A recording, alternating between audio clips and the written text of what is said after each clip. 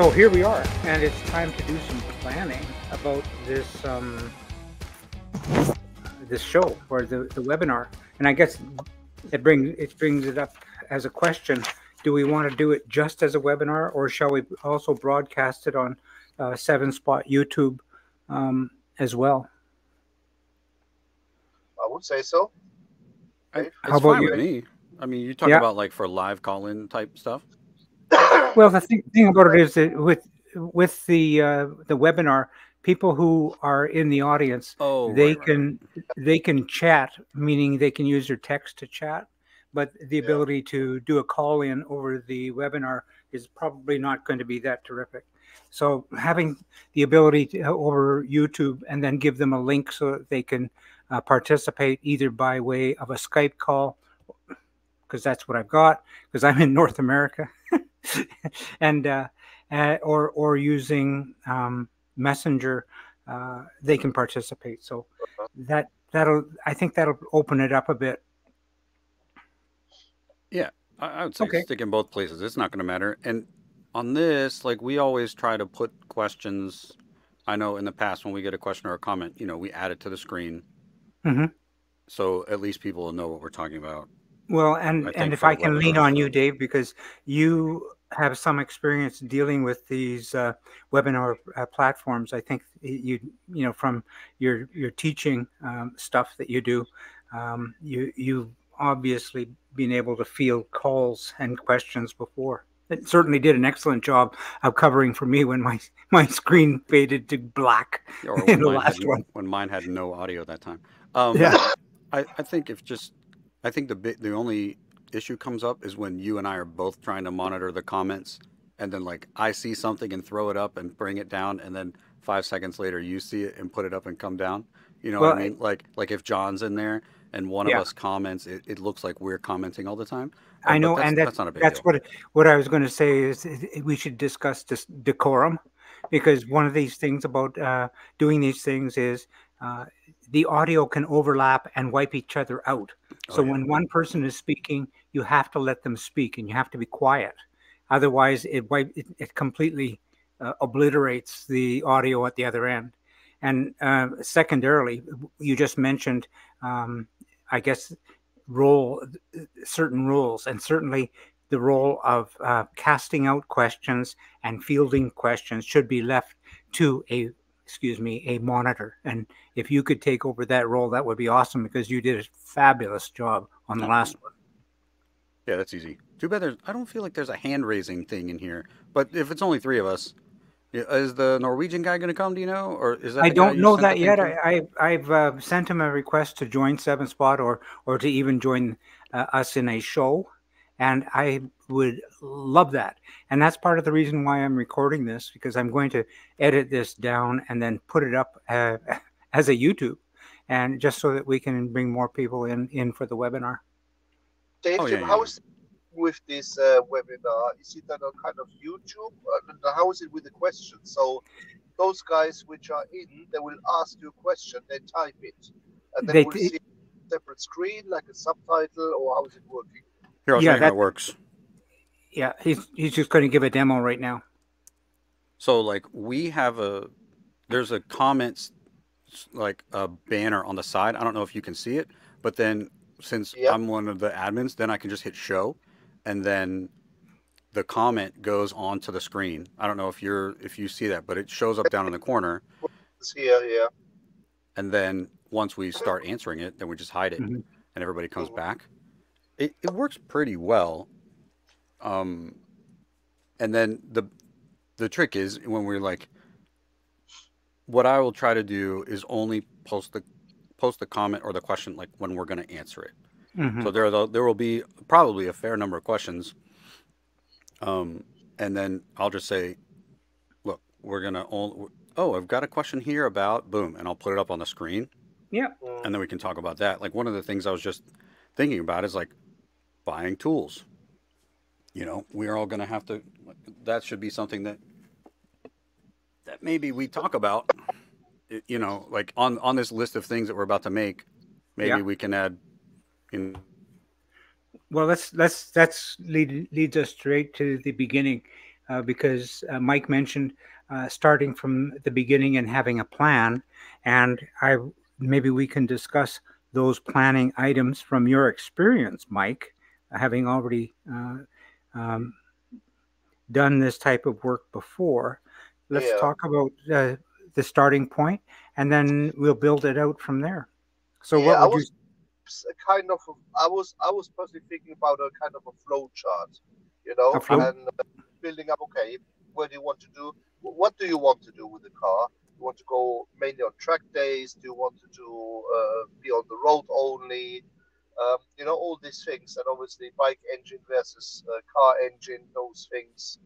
Um, and then I think what is also important, or maybe important for people, is to explain uh, what does it take to get a car road registered, because for some people may be important which don't have a trailer to get the And you're car talking that's about IVA now? sorry, IVA, yes, yeah, Yeah. in UK IVA, yeah. Hmm. Therefore it would be good if we could get some more European guys, let's say Spain, Portugal, for example, yeah, and so on, Yeah. France, to explain if it's possible after all, or you just need to have a COC, confirmation of conformity, Yeah. which, to be honest with you, I would not know what it takes. I know in UK what it takes now. Hmm. Yeah, but rest of Europe, you hear too many things. There was a Well, guy. There was a guy on one of the Euro who was asking. I don't know if it was on like low cost and sevens or something. And he was asking from maybe he's in France. You know who Uh-huh. might know is Jose Windle. yeah, we can ask Jose I mean, about I that. know that he has. I don't remember where. I think they went back and registered his in England to bring That's it exactly right, because his because in it was such Portugal, a pain in it's crazy. Portugal. It's crazy Um, to get it registered in Portugal. So maybe we could drop him a line, and it's not like we're doing this tomorrow. So I'm just making some notes, and I says Well, low cost Mike and Dave webinar notes. I said, what do you want to do? Road, track, both, mhm, and then I've got engine choices, bike versus car, yeah, and then do we want to do something about like, so then we're gonna have to go road legality. yeah, Like, Yeah. is it possible in I'll put the little bullets. Road legality. Is it even possible? yeah. Um, Well, in certain areas, and certainly where I live in BC, my kit is registered for the road, but that's only because I built my kit at a time uh, Uh, when you could build them and have them made road legal. Now the rules have changed, and certainly it's much easier to take a car um, and keep a certain part of it. Meaning, for instance, an example, what Ed Leach is doing, he's building an HRM Stowbolt Special, but it's basically based on a Triumph Spitfire fire frame, and uh, so it's being registered as a Triumph yeah. Spitfire. uh. Well, that was possible in UK back in the days as well, Yeah. without even having the SVA later on, or even the IVA to do. But now everything, they're just clamping it down more Yeah. and Yeah. more. The only kind of way around also to not fulfill Euro 6, because also in other countries in Europe you need to fulfill Euro 6. They might not have this gap with the low production manufacturer. That's the next thing with the European Union. Here in UK, the engine number or the age of the engine is important of what emissions do you have to fulfill. So, for Yeah. example, in my case, I got a 1975 Crossflow or 1972. So before 1976, you didn't have to fulfill basically any emissions. They just had Hmm. a look smoking out of the exhaust. That's it. Yeah. Yeah. If you have now a modern engine, let's say Euro 6, I think you might have a little bit to fight to get it down to Euro 6 with all these sensors and stuff and EGR and all these things nowadays. Hmm. Well, then, you, Dave, you mentioned tools, and that's certainly once you've got the roadmap sort of created for yourself, what is it I would like to do, and how do I get there? What basic tools will I need to get the job done? Now, there's going to be people tuning into this who are kit car builders too. Let's be candid, and they're going to be more assembling. But in my case, even though it was a kit, it was kind of a basic kit, and it you had to do quite a bit of engineering yourself. And so, you know, the same sort of things do apply. Like I learned to weld very poorly, but I learned to weld, you know. Yeah, I put on here, how do I start? What do I really need? And that I added just tooling, space, and skills Yeah. as general things. I mean, Mike, obviously you've got machining experience, like Yeah. at Okay, a but with also I got a tool fetish. I just can't help myself. well, that we should put that on the list. Like you got to have a tool fetish because yeah, like what do we really need? Because I would just as happily own one of everything. Have a whole giant setup, but you got to kind of know what you really bare bones need and then what you want. Yeah. Because Yeah. we all want more. I need to Well, take the box off it, my lathe and figure out why it won't turn. So, yeah.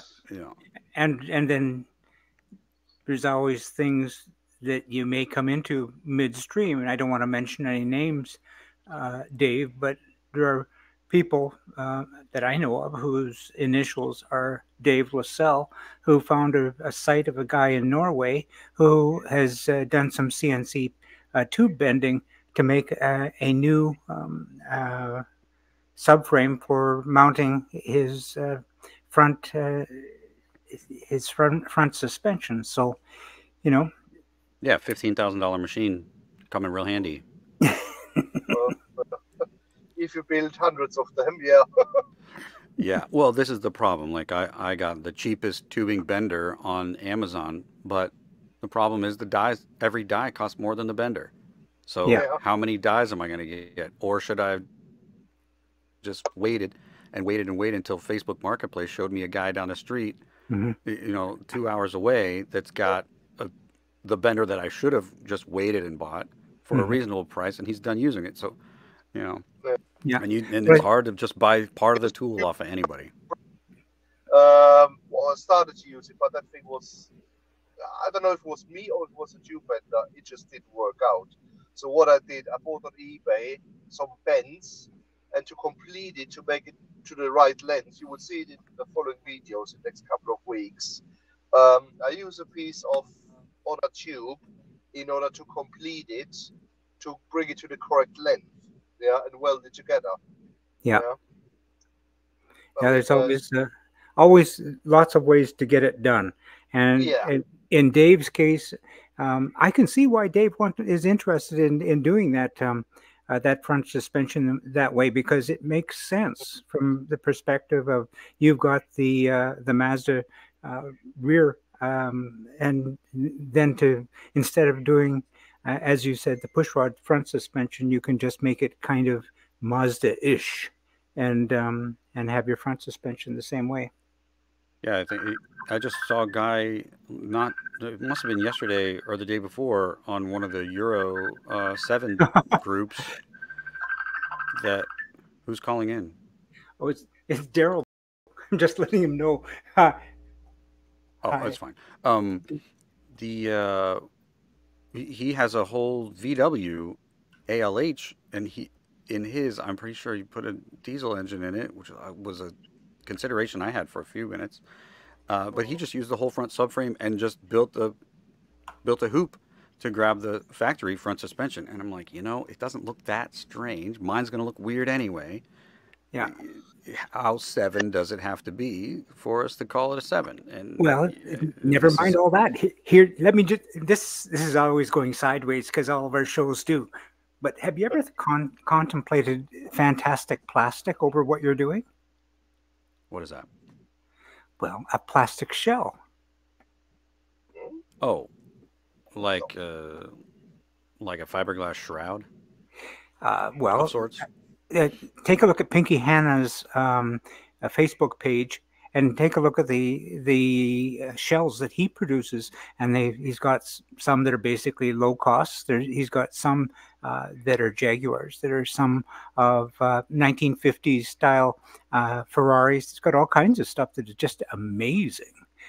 Look that would look absolutely fabulous for, not necessarily for you, because this is what you're doing is your dream, but I'm thinking there's a lot of people who want to build a car and want to do it at a price, but want to have something that's unique afterwards. And I'm just thinking, and I'm going to pass along a lot of the information about your build over to Pinky, Hannah, and Paul Cooper in Australia so that they can have a look at it. I think it's fabulous.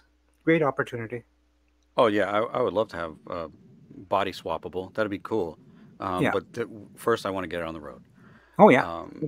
So I'm back just trying to make this outline. So we've got road legality. That could take, I would say that could take anywhere from 5 to 25 minutes Mm-hmm. because, like, Mike knows the things, but even if we can, I don't know how it works if we put clickable links or if we just put links in the description. Like, listen, here's the IVA rules. Here's the link to the MK, how to get through Send it. IVA video. Yeah, and if you don't, may I just jump in for a moment? I did Yep. post Oh, on sorry, a Mike. Seven Spot and on the low cost build group that I'm looking for information about that, and I've got a couple of people who may be interested from their own experience to just give their heart to heart experience of going through the test and what a couple of the things that they experienced. And it might be just 5 minutes or so on theirs, but it's the kind of stuff that it resonates well with people to hear it, not just see it on the screen, but actually hear it from the voice of somebody who's been through the process. Yeah. What do you think of that? Yeah, absolutely. Yeah. Yeah. Yeah. Okay, good. What I want to say, there are two videos from MK Sports Car. I don't know if you guys know them. Yeah. Oh, There's yeah. some UK, and the guy has made two videos about the IVA. Actually, they're quite good. Perhaps we can put a link on from them to explain everything. Yeah, I think we're gonna try to make a good description for this when it goes out. Even though so it's gonna be broadcast as a webinar after we tape it, Mm-hmm. but we'll put it on the YouTube at the same time it like goes out. I just want to make sure, like, if we just add this to the description, I'm just gonna put the Yeah, MK and IVA the videos way in the description. Like, the webinar will be live for the participants, but it'll be that's right. Yeah, yeah, saved to YouTube, and the YouTube we will be able to broadcast it. Now, people yeah. who are part of our group and people who are Seven Spot YouTube channel members will have access to the live feed, so they'll be able to Okay. Yeah, yeah, participate. yeah. That's what I thought. Yeah, And you'll put the link wherever on the Seven Spot page, and they yeah, can and come in and ask questions. for people who want to come to the stage, just like Dave and Mike are doing right now, and have a chat in person, we'll be able. I will be able to accept those people and bring them to the stage after we quickly vet them. Yeah. Yeah. Okay, so we've got how do I start? What do you want to do? Road track or both? Engine choices, bike versus car, road Hmm. legality stuff. How do I start? What do I really need? Tooling, space, and skills. Do you have to have a table? If you're buying somebody else's project, you may not need to also make a build table. I don't know, Mike. Did you make a whole new table to work on, or did you just? Because the chassis was mainly built, all I had to line up was basically the rear end, which I fixed, and that's it. Because the main chassis structure was there already, and Yeah. now I just build up from two, three axle stands to support the weight. That's it. Ah, Yeah, right. so Yeah, yeah. I had to build one actually. Well, let's also throw it out there that for those people who are going by the book, and maybe we should have a chat about which book you're building from. Is people who are building from a book, choose the book, get and build yourself a build table because you'll need it. If anybody who's taking over somebody else's project, maybe not so much. Yeah, that's Yeah, Yeah. I think. I mean, I made a I made a table because I wanted it in the air and I knew I was going to be cutting a lot of stuff. Yeah. So I needed something that's relatively flat. But I'm not working on a 48 by 96 Starrett, uh, you know, uh, what a reference plate. Yeah. Mm. Mine's just adjustable based on how lumpy is the garage floor, Yeah. and I just put a lot of levels on it. I probably gonna end up with like six of these digital angle finders. A tenth of a degree uh, is not. I don't know that that's worth fighting. Well, the thing Because for is me also that could be. they don't give you any tolerances in these books, which I found a little bit odd. You build something and you don't know, okay, can you get away with it or not? Yeah, that's something which you only see in the end result, really. All right, so then They let's maybe don't add back. a little bit of that If you look at during the build. technical drawings, you always be given usually a tolerance, yeah, if it matters. If you don't be given a tolerance, it doesn't matter. You can do whatever you want. So it's a bit odd sometimes.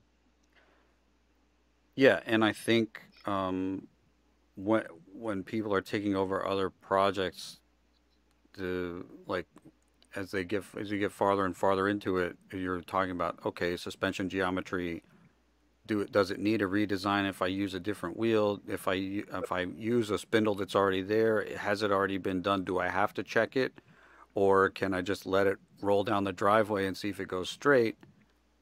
If it needs adjustment, Yeah, did they do it all with Heims, or did they put you know uh, rubber bushings in?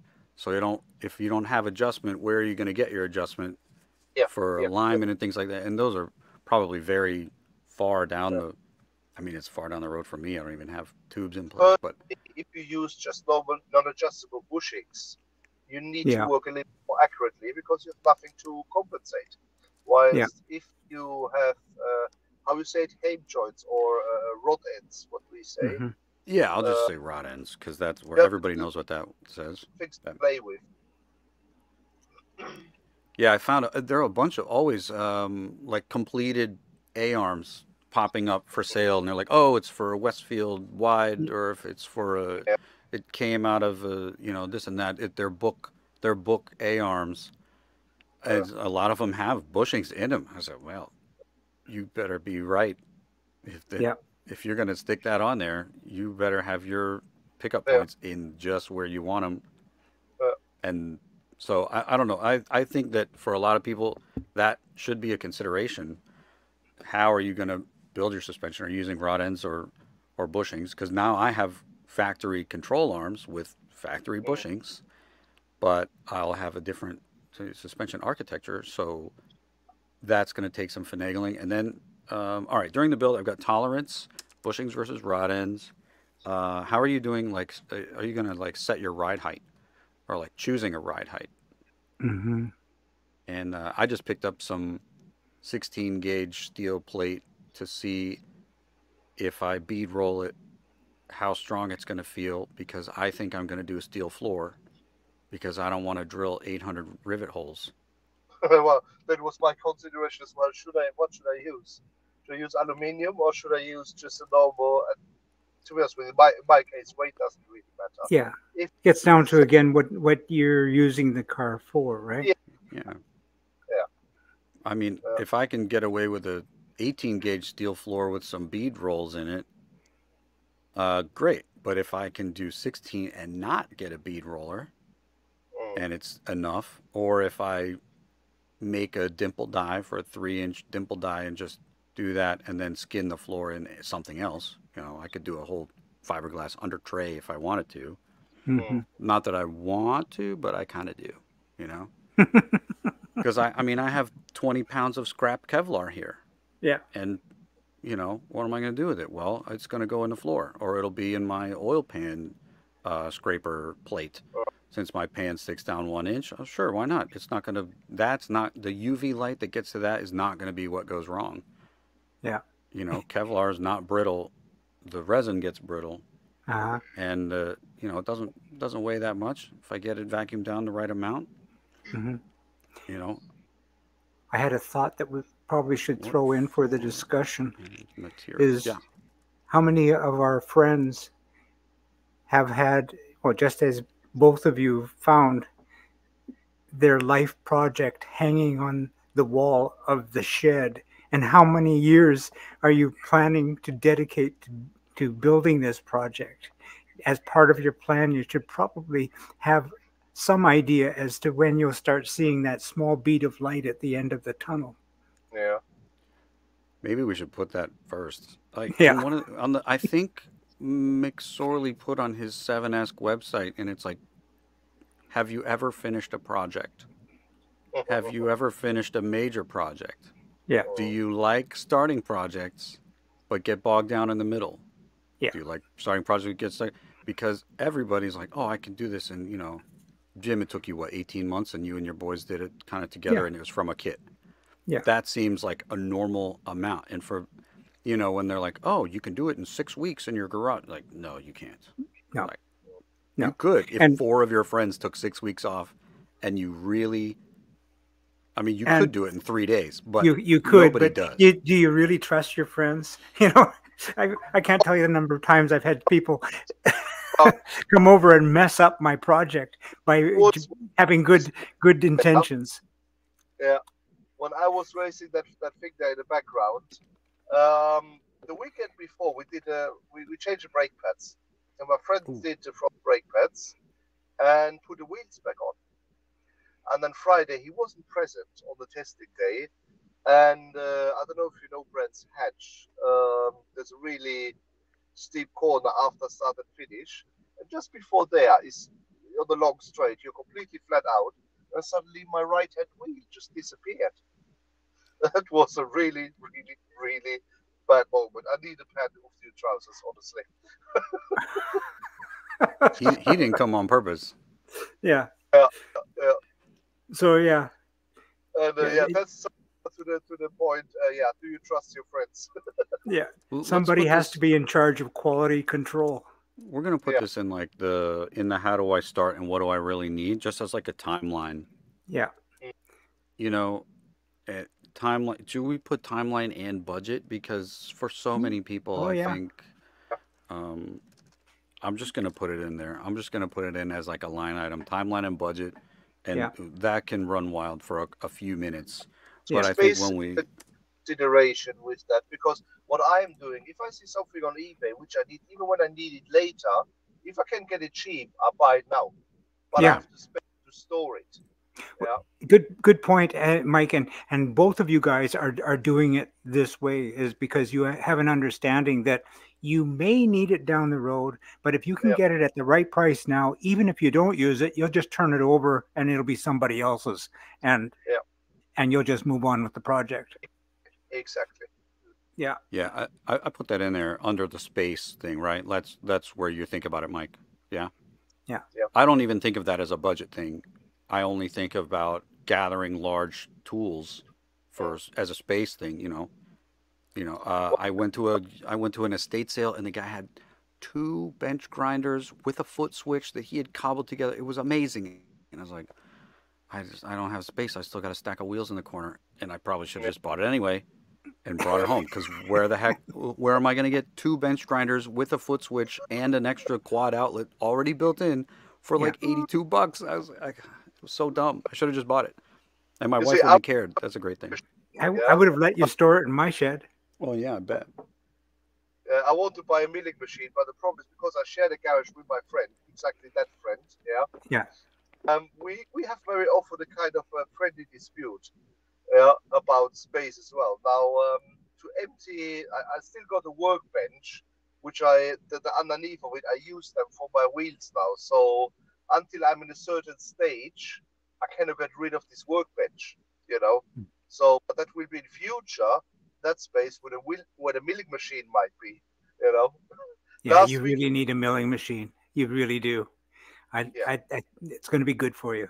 Mine is so yeah, small and it's covered with other things, but I know I can dig it out and make something flat. My lathe, though, I have to repair. I was milling. I was turning titanium exhaust tubing on my little Sieg mini lathe, which was a terrible idea. I knew it was a bad idea, petrol? but I needed to make it flat, and I was just like, oh, I wonder if I can do this, and it doesn't have barely any torque, and I'm doing a 2-inch titanium tube on here that I got. I don't know. It was to make a motorcycle exhaust, and Mm, now I don't know. Either I threw like I crunched the bearings because they're normal, just like whatever roller bearings. They're not tapered, and there's a yeah. mod to make it tapered bearings, but you got to turn down the little plastic spacer before you take it apart. Well, it doesn't work right now because the gears are busted. So once I get that like that's gonna be a whole video of like guess what we unbroke this week is the lathe because I got to put a new. I think I need a new main drive gear in my cheap little mini lathe. You Yeah. could do a lot of these things on a Yeah. It's it's 4-inch it's swing. amazing how the energy can be sapped from your soul by these Mm, little hiccups. Because a couple of years ago, I did a whole series of live streams with people who had given up on their dream, and their dreams were hanging on the sheds of either their garage or somebody else's. So yeah, that's an important thing for us to yeah. bring home. It has your realization or what your dream is has to be realistic so that you can bring it home. I mean, everyone has to think about it. Once they're in the build, they will accumulate lots of parts. They will Hmm. spend a good amount of money. And if they sell it when it's not completed, they will have wasted Yeah. really, really good amount of money. Because what I can see now here in UK, there's so many projects on eBay popping up, and they're Yeah. not getting sold. Even when it's basically you just need to put an engine in and a gearbox, and you're almost off to go. Yeah, Hmm. like chassis for weeks now, months, £600, £500, £100. I mean, it's just Well, another madness. point of discussion then, because we're talking about putting the engine in and taking over somebody else's project, and they've abandoned it. But there's a lot of people, myself included, who are scared to hell about the idea of doing wiring. And I would like to have the opportunity to bring perhaps a few people, who have low cost looms and experience with maybe Hull Tech and that sort of thing. Maybe bring them on the show too, if they're willing to discuss it. Yep, absolutely Yeah, good point because that's things which frightens me as well. I did yeah, it once for a race car for single seater, but that's easy. You don't have an alternator. You don't have lighting as such. You just have a rain light, which is just a switch with a relay. That's it. yeah, It's very, very, very basic. yeah. But on a kit car now, which goes road legal, is a different thing. So in UK, for example, the fog light only needs to switch on when the headlights are on or something. Oh, The hazard switch need to be separately and all sorts of things. Yeah, well, the little bits of that um, are very different over there than they are in the U.S. In most states, Yeah, and here the other weird thing is every state kind of has their own set of yeah, rules. Like and somehow in yeah, California, the most strict about emissions, you can almost, it feels like you can almost build anything and put it on the road. yeah, And you just say custom vehicle. And as hmm, long as it'll kind of smog out with the year of engine that you put in it, they don't care. Or yeah, they don't seem to. I don't know.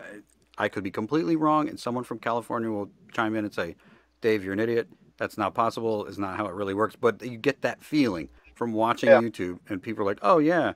I registered this as like the guy from Stance Works who just finished his Model A 800 horsepower 2,100 pound Model A hmm, truck that's just a tube. The only thing that's left of it is the little box, the yeah, original cab, and that doesn't matter as long as like some places all you have to have is the part of the frame that has the VIN plate on it, hmm, and and then it's that car. Like there are Exo Miatas driving around here with no body on it.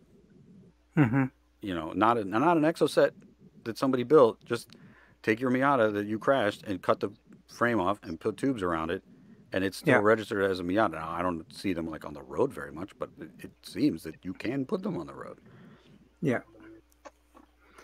Well, on this wiring thing, I know that you're in the UK, and probably the larger portion of our audience will be from the UK. So I'm going to invite Patrick Quinlan. I hope he can make it with us. He's a very busy guy, but he's with Premier Wiring, and being that it's a low cost show, I know that he's got basically bolt-on low-cost looms. I mean, prepared the loom for low-cost 001. So Oh, yeah, oh, okay, okay. he's the right guy to have to maybe come in and just give a down and dirty discussion about what to do, because that opens up another can of worms. For instance, you talk about the Miatas.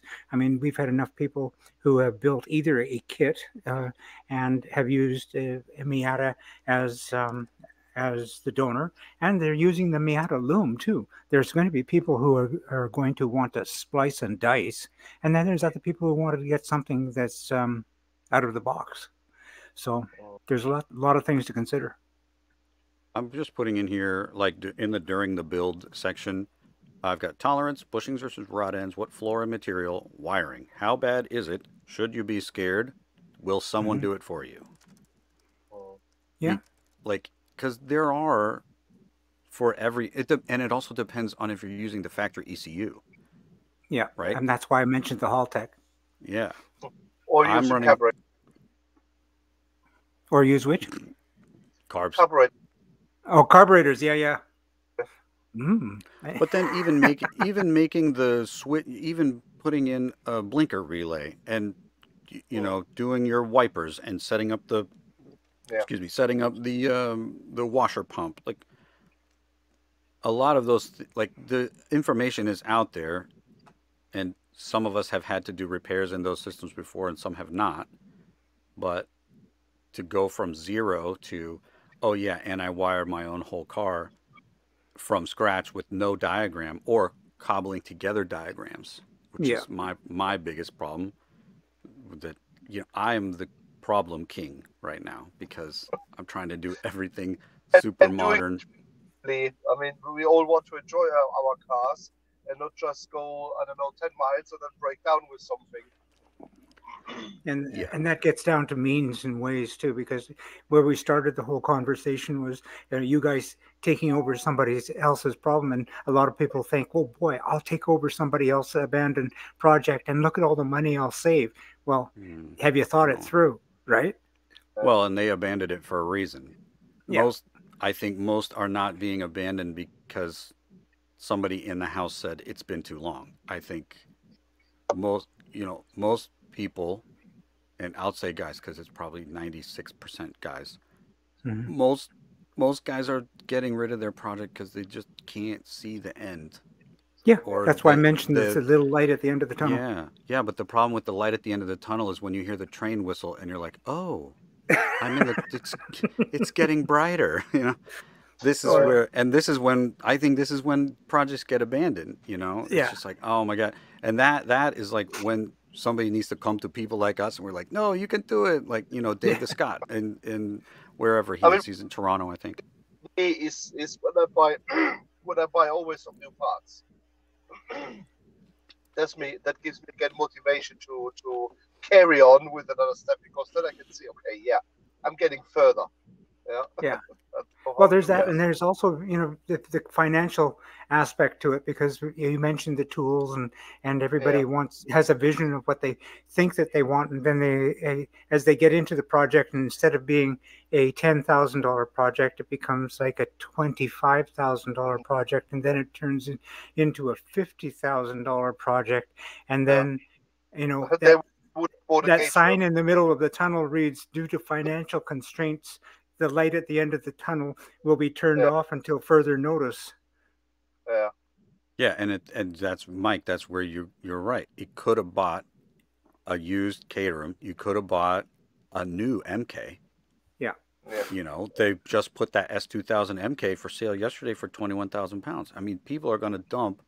Now, if you buy a frame that's already got the engine sitting in it and the suspension work done, and it's a roller like I Yeah. bought, which is so dumb, but Hmm. mine had no engine in it, so I'm kind of okay. But if you had all most of the parts and somebody got hung up on wiring, and you got the whole project for 4 grand, Yeah. then it's you could say, listen, for the extra 8 grand and the time saving, I could have somebody wire this car because it's not Yeah, like they're making the space shuttle. Yeah. It's just got to go Yeah. down the road and have blinkers. basic, like, you know, Yeah. that's true. Yeah, and then when you start pricing ECUs, and you're going, okay, I'm running Haltech Elite 1500 because it came out when I thought I needed it, and probably Hmm. I should have used an R3, but that's too bad. Um, and then I'm like, oh, do I also need a PDM? Well, no, really don't. Would I like one? Sure, but $1,000 for managed relays is not.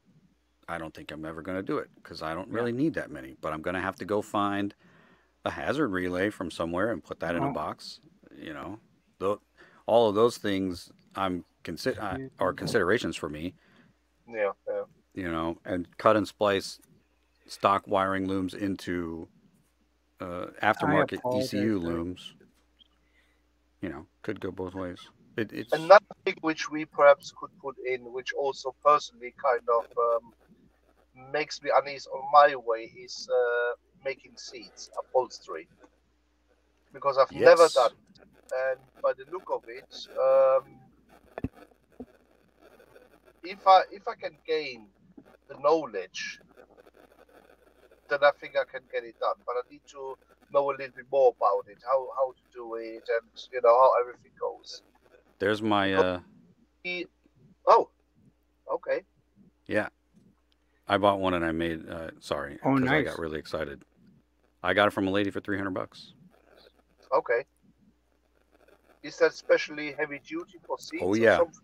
I've Yeah. sewed through 1/4 inch of leather. Uh-huh. It like I got way into industrial sewing machines for about 2 months, and then I bought the cheapest one I could find on the Uh-huh. marketplace. So it has to be an industrial machine. Well, it depends on what you want to sew. If you're just doing regular cloth, you could probably get away with a heavier duty home sewing machine. There's also a company, Sailrite, that Uh-huh. does. They have a lot, but it's mine has. This is like walking foot, but not just walking foot. It also has like the underneath part. So every time the needle goes down, the whole mechanism moves your workpiece. Wow. Okay. So it's here. Like I made this just as a trial piece. I was just trying to sew straight. So this is just vinyl with this is vinyl with foam in between it. Which Hmm. Uh-huh. didn't matter, but I was just trying to, see if my stitches were right and my tensions were right on both sides. Hmm. Um, and then, whoop, this has a magnet sewed into it. This is 2 pieces of regular, That's like, that's leather, isn't it? oh yeah, it's 2 pieces, and there's a magnet in the middle of that. Wow. I made an apron for my dad that's got a magnetic thing, so you don't have to hold screws in your mouth anymore. Oh yeah. Um, I don't know. When I was a kid, I was like, "Why would you put the nail in your mouth, Dad?" And he's like, "Oh, it's the best way to store it, and I'm not going to stab myself in the finger." So I just now on his, not on the hard Yeah. side, just in case anybody ever needs a pacemaker, I put it on the other side, and Yeah. I sewed these little bar magnets. Can't really see it. I sewed these little bar magnets in there, a whole Yeah. plate of them. So he's got a 5x5. But I mean, that's a consideration, and there are a lot of good resources for Uh-huh. upholstery and using the machines. And like, it's like a what can you get away with? Yeah. You Uh-huh. know, for $300, that's cheaper than almost any other tool I bought. And people are always selling these. Mine doesn't have reverse. So I had to learn how. There's a really good guy. I don't know where he is, but his YouTube is Ketchaflow, Hmm. Cechaflo, and he just does these amazing tutorials. Sometimes he talks, but mostly it's just like all the measuring, every type of stitch you want to do, Uh-huh. Wow. everything. He made his own little pliers, and even my wife likes watching it. Like we just sit there and I'm like, this guy is like sewing. He, he's a wizard. Yeah. But sorry to get so excited about that. That's all right. What I love about what we do is always goes sideways. All right, Always. so you want to put that in there though after wiring like seats and upholstery. Yeah. Yeah. because seat choice is actually that's like a pretty important thing because It some people is. I want to mean, if use you're, a especially if you're building it Yeah. from the frame out, you better make sure that there's room for you to squat down in it. Because if you build that one from the Chris Gibbs book, the pedals they're more or less fixed. If you build it accordingly to the book, so you can't move the pedals really around. There Hmm. will be a screw in the bulkhead and onto the floor. Now Yeah. it depends on your length. Do I need to have a lowered floor? If I have a lowered floor, you also need to take in consideration then your seats. How high will be your seats? Yeah. Hmm. yeah, like So I think people have a very little knowledge, especially at the beginning. There's so little knowledge about the actual measurements of factory seats. Hmm. yeah.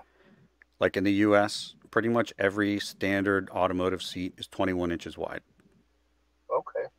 Like I've measured now many cars, and Mhm. my car, my wife's car, my Land Cruiser, my uncle's Mustang, uh, it, it's like a generic outside, like to the main bit of the bolster is almost always 21 inches. Well, that doesn't fit in any low cost. So we've got a nice list here, and I guess the interesting thing is we're collecting opinions from the UK and from Nashville. And of course, I'm a kit car guy, so I've got limited input, and I really don't want to make it about kit cars. But I do have a friend that I think would add an awful lot to the conversation. He's a friend of mine who used to live in Vancouver, now is in Halifax, Nova Scotia, and he's probably built at least 20 low costs, mostly because he was in the business of making low cost commercially in Asia. So I would love to have him along just to give some commentary on the process too. Mhm. Yeah, especially because neither one of us is done. Yeah. Yeah, yeah, great guy. Hope he's available. Yeah, we can track him down. You got a couple weeks. Oh yeah. It's Halifax. It's Halifax. What are you gonna do? Watch the tide come in? I do every time I go there. I go watch the tide come in. Raphael, you're probably going to be watching this when we put it up later today. So give me a call. Nice. Sorry, dude. Didn't mean to offend. And Um, yeah. So we have. I mean, I think this is enough things that if people are getting ready to start, yeah, they'll just be able to go and make their own like concerns, questions and yeah. concerns spreadsheet. Well, and let's And then if also we have, say, let's just say this too, that what we're doing here is this is the beginning of the beginning, and this is going to be a series. So um, there's going to be a lot of steps in between, and we're going to have a lot of live streams before the next webinar. But it's all we're all going to be pulling in the same direction. So stay tuned, basically. Yeah. yeah, there's always more to talk about, and sometimes it is it's nice to go on the forum from your respective country or location. But sometimes it's easier to just type a question as somebody else is talking about how they messed up and say, oh, hey, when I did that, I solved it Hmm. this way. Or I've been wondering that. Have you thought about this solution? And, you know, because obviously we haven't because we didn't get it Yeah, fixed. So I'm always down for that. So, perfect. And I'll ask a few manufacturers if they'd like to join the conversation too, because you mentioned that too, Dave. If a manufacturer wants to contribute, because I know that there are some guys who basically they're all make work on all makes. So if there's somebody who wants to offer some ECU advice or some loom advice or what have you, we welcome that input too. yeah, like we had talked about. I don't remember who MK's using for their ECUs now, but for their vehicles, but they're running three three different engines too. So Hmm. you can buy a K20 car, you can buy an F20C car, or you can buy a MX5 car based Hmm. car from them. Also do Yeah. motorbikes. motorbike car. And they have the Hayabusa from ALM. Is that the manufacturer? Right. RLM. Yeah. RLM, yeah. And they'll Yeah, do all some the Busa bikes. Hmm. yeah. I don't think anybody's doing uh, CBR based, Honda motorbike based right now because they were all using the engines from the '08 to 12 Yeah, well, that's it. for a At a while. certain point, the parts pool becomes a little bit limited. You know? Yeah. Yeah, Yeah, I think RLM is doing great with the Gen 2. yeah. For sure the Gen 1, but the Gen 2 Busas are coming more available. And But Hmm. since there's they also built, a company which is called oh, what was that called? Shit. I dealt with them in the past when I had my machining shop. Mistral Performance. They do lots of hill climbing cars as well, motorbike mm, power, yeah, Hayabusas and stuff. Hmm. yeah, yeah, in like a Fiat 126, that's just, yeah. Yeah, yeah, Yeah, exactly. Yeah, I love watching that stuff. yeah. Me I too. just can't. Everything that I watch, all I think about is pulling up to school in it, and everybody going, "What, Miss Lassell? What's happening here?"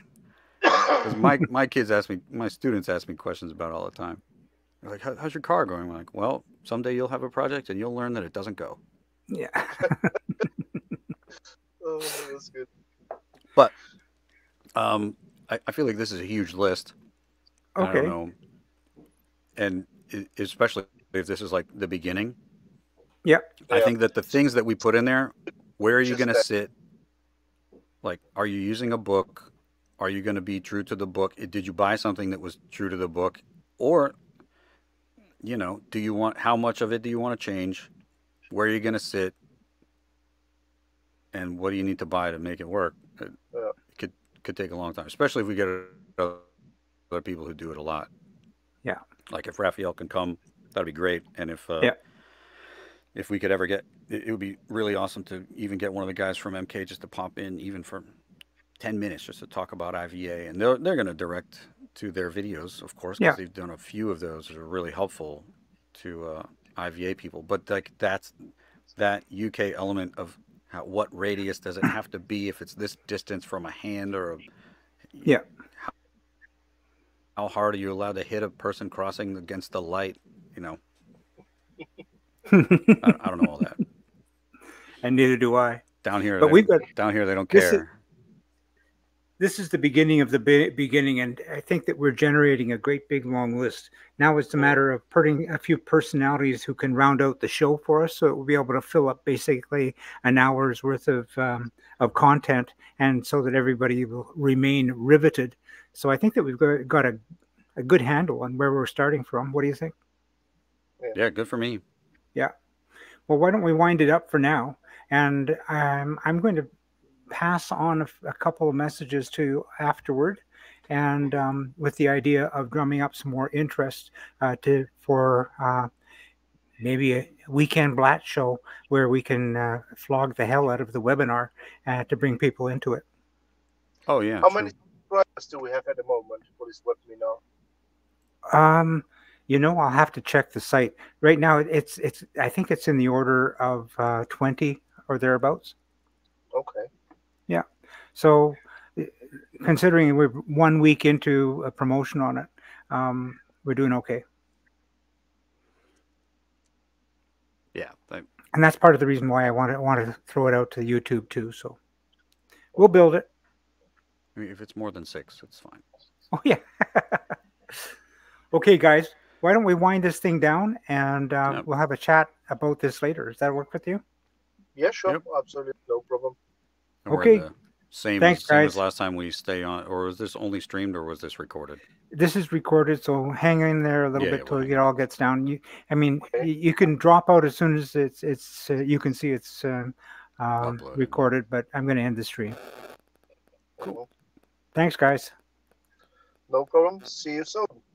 All right. Bye now.